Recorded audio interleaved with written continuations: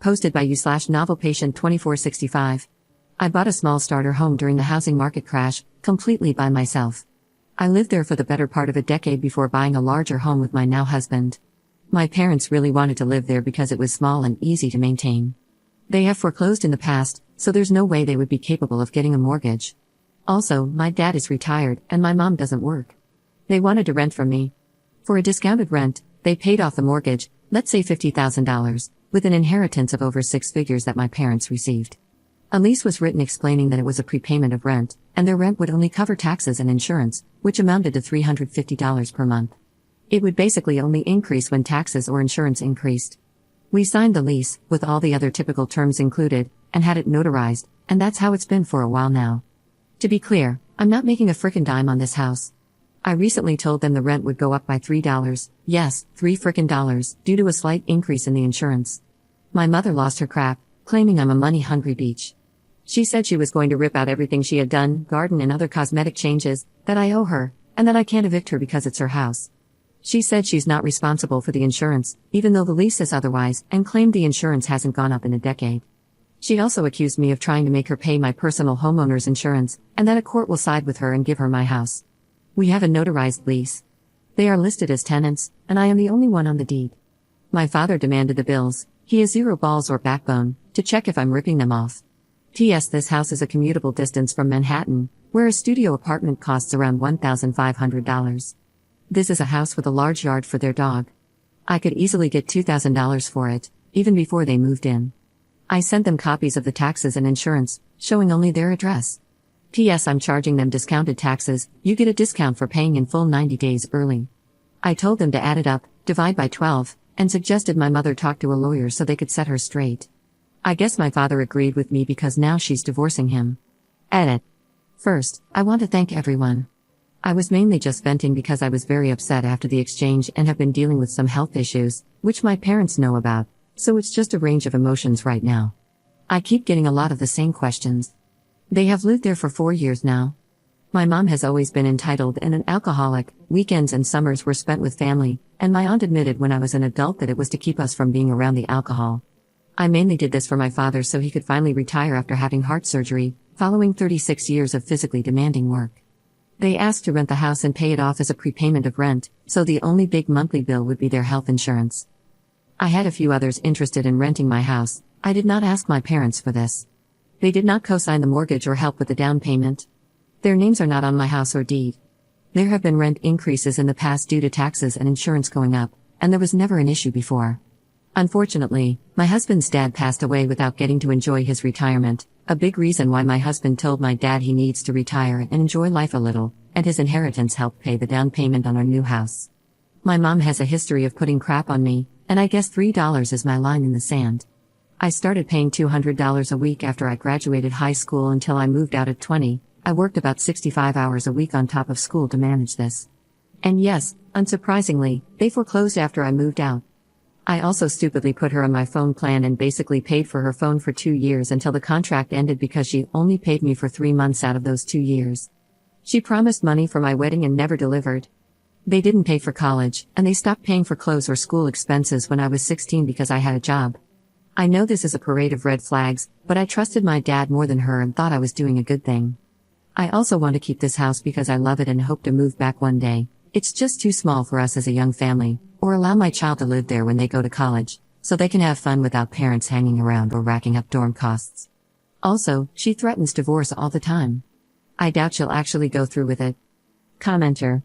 I'm confused. They paid off your mortgage to the tune of $50,000. How does that figure into things? If it was prepayment of rent, how was that calculated? Ops response. To sum it up, they were supposed to pay $1,350 per month. However, they paid for 50 months at $1,000 and covered the additional $350 upfront. If they moved out before 50 months, they've been there for 4 years, I would refund them $1,000 for each month they didn't get to live there. After 50 months, they would still only pay $350 instead of $1,350, but they wouldn't get anything back if they moved out because the full $50,000 would have been used. That's how it's outlined. So, there's very little of that $50,000 left that they haven't used. Not sure if that explains it clearly. Update 11 days later. I finally have an update for you all, so all aboard the Disappointment Express. To back up, after the divorce comment, they are not, in fact, getting a divorce.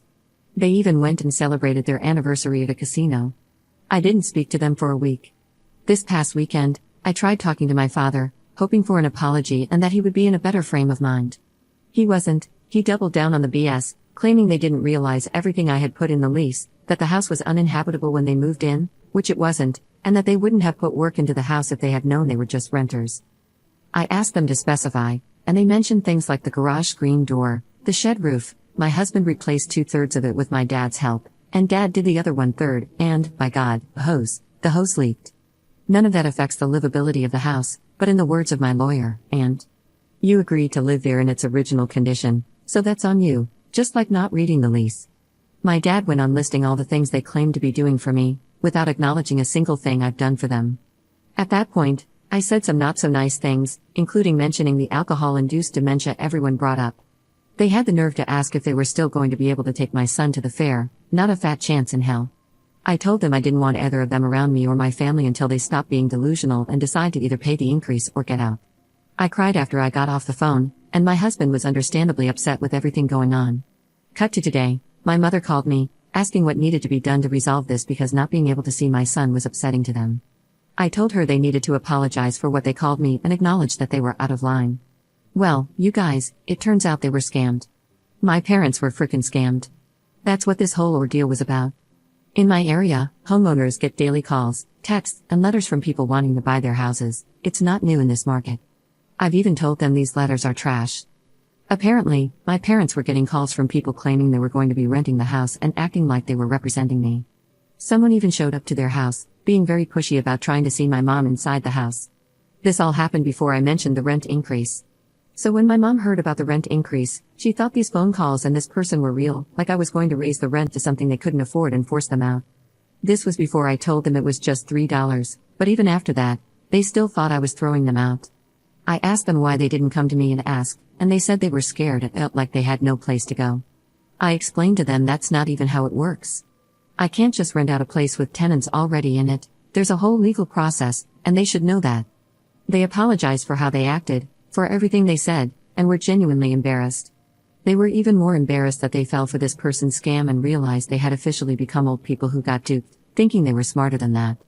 Fortunately, they hadn't given any money or personal information yet.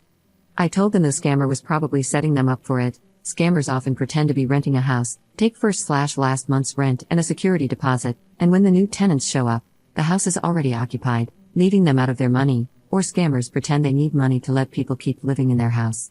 I have no idea why they believed or fell for this person, or why they never asked me in the first place since I don't and wouldn't hire a representative for my one house.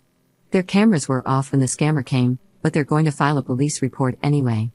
I told them to call the cops next time to file for harassment or trespassing if these people call or show up again. I got an apology from both parents. I explained everything in the lease and why it was legally written that way.